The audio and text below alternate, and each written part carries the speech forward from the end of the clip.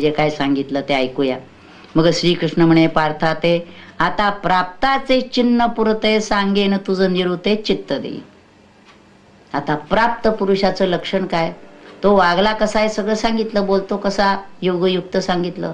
आता प्राप्त पुरुष जो आहे त्याचं लक्षण काय ते सांगतो, ऐकून घे. कशावरून ओळखायचं, कशानं?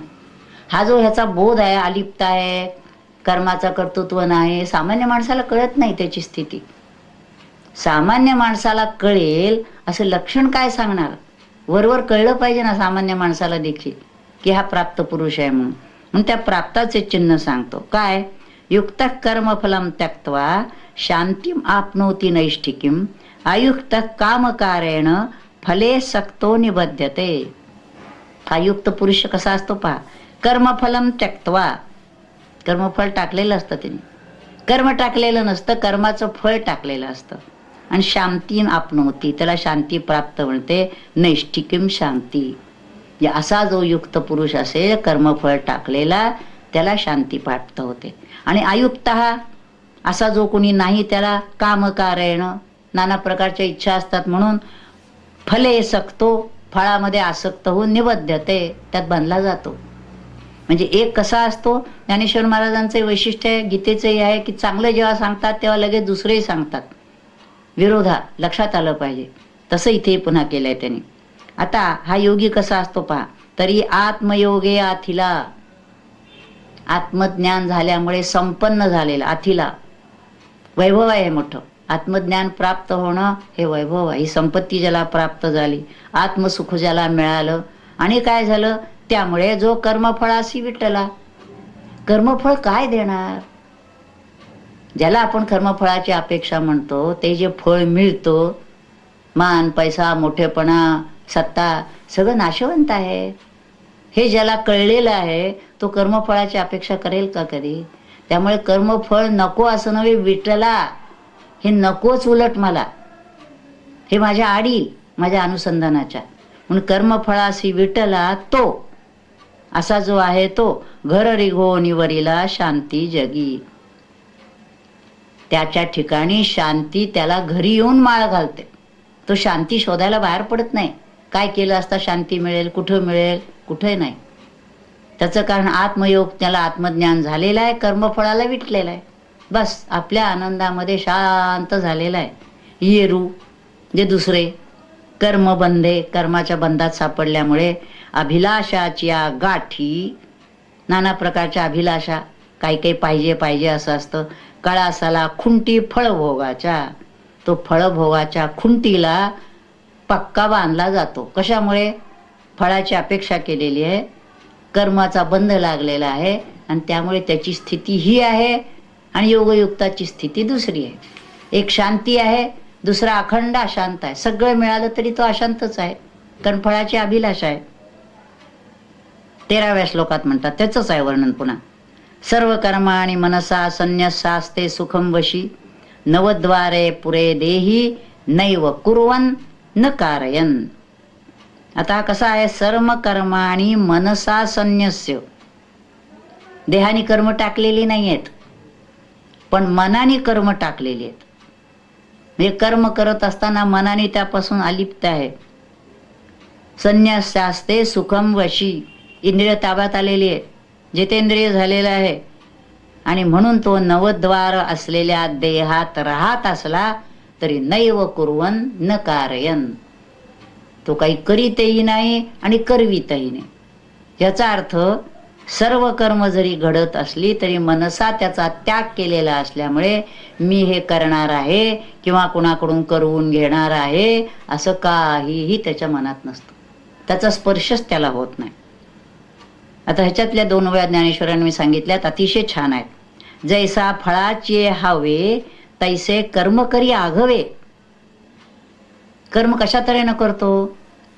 ज्याला कर्माच्या फळाची अपेक्षा असते, नुसती अपेक्षा नाही, हाव असते, तो ते फळ मिळवण्यासाठी कर्म ज्या पद्धतीनं करतो. म्हणजे कर्मात आनंद आहे त्याला कळत नाही. हातीची कर्मी जयाशी विश्रांती असं त्याचं नसतं. ते कर्म करत असताना फळाकडे दृष्टी ठेवूनच तो कर्म करत असतो. सारखं लक्ष असतं की ह्याच्यापासून मला काय मिळणार. आणखीन जास्त कर्म केलं तर जास्ती फळ मिळणार, किंवा जास्ती चांगलं केलं तर आणखीन त्याचं अप्रिशिएशन होणार आणि जास्ती आपल्याला काही मोठेपणा मिळणार. अशी हाव ठेवून जसा कर्म करतो तसा हा ज्ञानी पुरुष देखील सगळी कर्म करतो, त्याच पद्धतीनं करतो, उत्तम करतो. मग केल्यावर न केजेची येणे भावे उपेक्षिजो.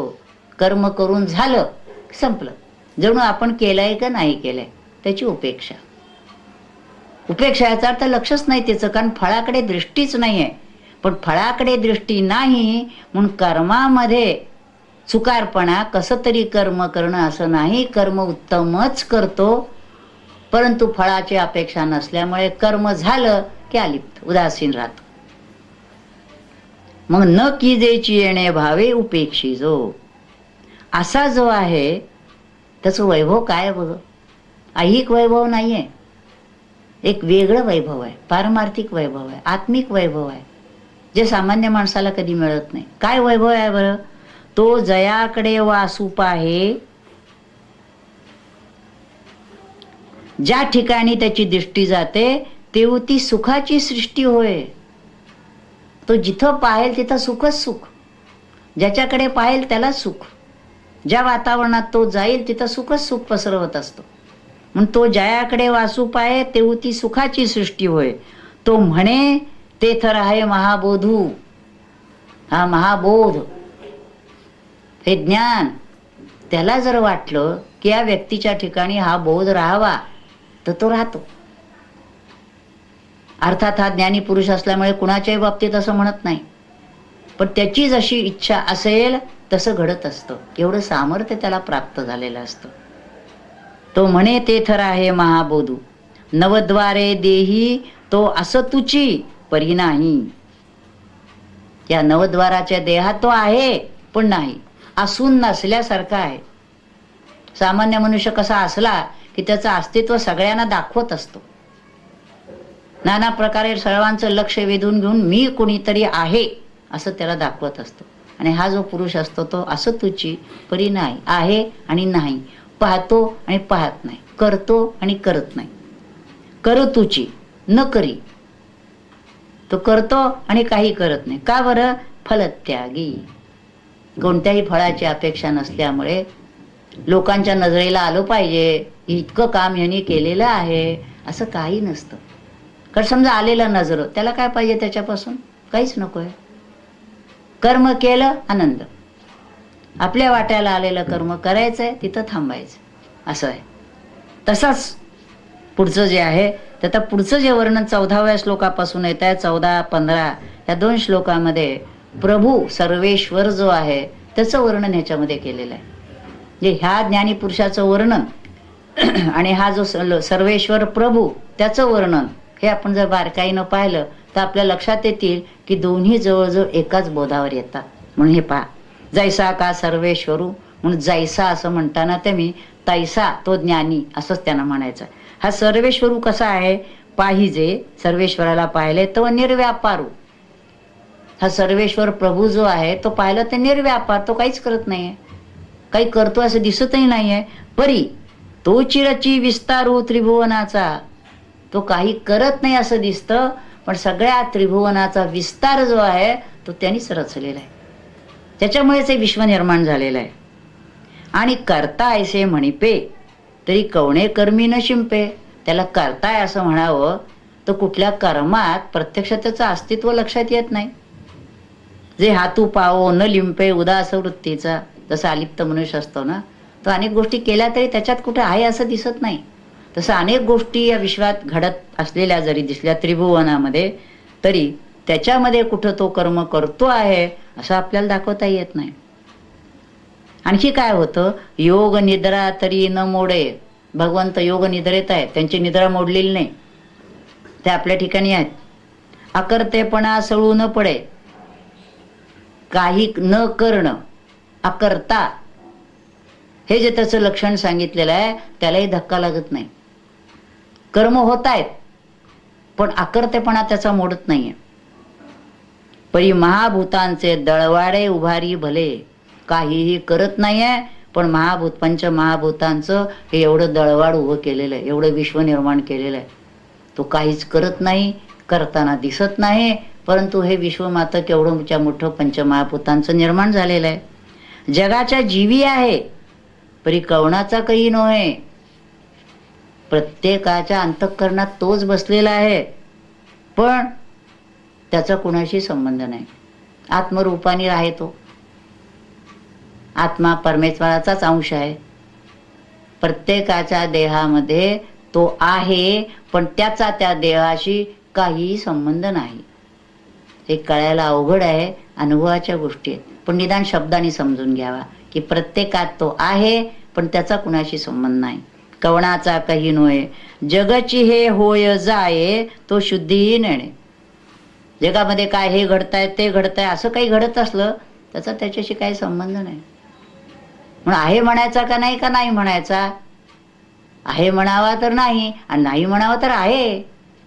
सगळं त्याच्याच सत्तेनं चाललेलं आहे. पुढची श्लोक आहे तो तसाच आहे. ना दत्ते कस्यचित पापम न चैवम सुकृतम विभू अज्ञानेनावृतम ज्ञानम तेन मुह्यंती जंतवा. काय काय आपल्याला म्हणतात बघा, जंतवा. आपण मोहाने ग्रासले गेलेलो आहोत, आपल्याला कळत नाहीये. कुणाचं पाप पुण्य चांगलं कर्म काही संबंध नाही त्याचा. पण हे जे ज्ञान आहे हे अज्ञानाने आवृत झालेलं आहे आणि त्यामुळे सामान्य मंडळी या मोहातून बाहेर पडू शकत नाही. त्याच्यात त्यांना कळतच नाही. ज्ञानेश्वर महाराज म्हणतात, पाप पुण्य आशेषे पासीची असं तू न देखे. हा जो सर्वेश्वर सांगितलाय तिथं पाप पुण्याच्या गोष्टी घडत असतात, तिथंच हा आहे, परंतु न देखे, पाहत नाही. एवढंच नव्हे तर आणि साक्षीही होऊ न ठके. एवढंच नव्हे तर त्या पाप पुण्याचा तो साक्षी आहे असंही म्हणता येत नाही. गेरी गोठी काय अशी आणि काय बोलावं बरं. एकदम काय होतं, एकदम उंच पातळीवर जातात. ज्या ठिकाणी एकच परमात्मा आहे तिथं साक्षी कोण कोणाचा. आणि पाप पुण्य ह्या ज्या गोष्टी आहेत ज्या अज्ञानाच्या पोटी आहेत, जिथं अज्ञानच नाही तिथं पापही नाही पुण्यही नाही, तिथं साक्षीही नाही. साक्षी असायला वेगळेपणाने असायला पाहिजे, तेही नाही आहे. एरी गोठी काय अशी पै मूर्तीचे नि मेळे, तो मूर्तची होऊन खेळे. तो आकार घेऊन येतो, काही करायचं आहे भक्तांच्यासाठी येतो, अवतार घेऊन येतो किंवा साकार रूप धारण करून येतो. परी अमूर्तपण न मिळे दादुलयाचे. हा दादुलया हा समर्थ स्वामी सगळ्याचा जो आहे तो अमूर्त आहे, जे दिसत नाही कोणाला. पण साकार रूप घेऊन तो येत असला, मूर्त होत असला तरी त्याचं मुळात जे अमूर्तपण आहे ते मलिन होत नाही. तो अमूर्त असतानाच मूर्त होतो, काही करत नसतानाच केलेलं दिसतं. असं काही एक विलक्षण आहे. म्हणून ज्ञानेश्वर महाराजांची पुढची ओवी अतिशय महत्वाची आहे. तो सुरजी पाळी संहारी ऐसे बोलती जे चराचरी, ते अज्ञान गावधारी पंडुसुता. म्हणून सगळी मंडळी जी म्हणतात ना, तो सृजन करतो, पालन करतो आणि संहार करतो, असं जे बोललं जातं ते अज्ञान आहे. तो काहीही करत नाही, अशी या भगवंताची स्थिती आहे. म्हणून ह्या दोन श्लोक जे आहेत ते या प्रभूचं स्वरूप कसं आहे ते सांगतायत. आणि हे मुद्दाम आपण बारकाईनं का समजावून घेतलं पाहिजे की हे जे वर्णन आहे हे वर्णन प्रभूचं समजवायचं आणि पुढच्या ह्याच्यामध्ये जे येत आहे तर हे जे आहे असाच हा स्वरूप आहे. या योगयुक्ताची हीच लक्षणं सगळी सांगितली आहेत. म्हणून ही आपण परमेश्वराची जी लक्षणं प्रभूची आहे ही नीट समजून घेतली पाहिजेत. तो नाही म्हणता येत नाही, आहेही म्हणता येत नाही. जशा काही गोष्टी दिसत नाहीत पण त्याच्या व्यापारावरून कळतात, तसा हा प्रभू सर्वेश्वर दिसत नाही पण जे काही निर्माण होत आहे ते त्याच्यामुळे झालेलं आहे. म्हणून ते जे म्हटलंय हे एका ठिकाणी आलेली त्या ज्ञानेश्वरांची होई, हे मजची स्तव झाले परी म्या नाही केले, ऐसे जेणे जाणीतले तो सुटला गा. कुणाला ज्ञान झालं असं समजावं, हे सगळं माझ्यामुळे झालं पण मी केलेलं नाही. म्हणजे करता आहे का नाही तो नाही म्हणावा तर त्याची गरज नाही, पण तो असल्याशिवाय कर्म घडत नाही. म्हणून तो आहे आणि नाही या दोन्हीच्या पलीकडे आहे. तो अखंड असतची असे सर्व काळ तो आहेच, पण हा खेळ खेळायला लागला की आहे का नाही विचार करण्याचा प्रश्न येतो. त्याच्या पलीकडे गेला म्हणजे एकमेव तोच आहे. तर हा जो ज्ञानी पुरुष किंवा कुठलाही जो साधक असेल, तो साधना करत करत हा जे लक्षणं सांगितल्या ज्ञानी पुरुषाची, त्या ज्ञानी पुरुषाची लक्षणं त्याच्या अंगात बाणायला पाहिजे. जे भगवंताचं प्रभू सर्वेश्वराचं स्वरूप आहे ते स्वरूप त्याचं यायला पाहिजे. म्हणजे त्याच्या लक्षात येतं की तो आणि मी दोन्ही एकच आहोत, तोच मी. तिथपर्यंत आपल्याला जायचं आहे. तर त्याच्यासाठी काय करायला पाहिजे म्हणून 5वा अध्याय अत्यंत महत्वाचा आहे. तो नीट जर समजून घेतला तर त्या तऱ्हेनं आपल्याला साधना करता येईल. हरिओम. नमितो योगी थोर विरागी तत्वज्ञानी संत, तो सत्कविवर परात परगुरु ज्ञानदेव भगवंत.